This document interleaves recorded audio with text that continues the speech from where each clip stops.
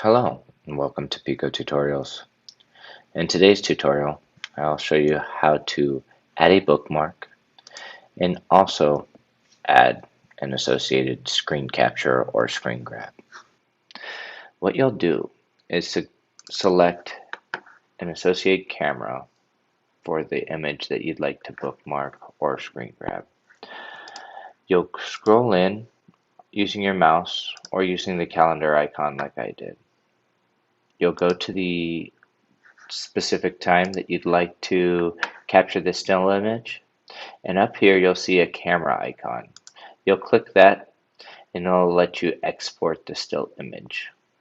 There will be PNG and JPEG as your types of files, and then you'll click save and it'll export.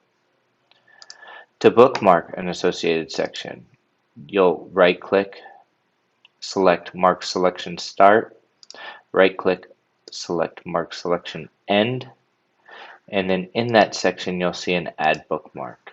In this Add Bookmark, you can put any description you'd like. Let's say red mask. And then also you can create tags.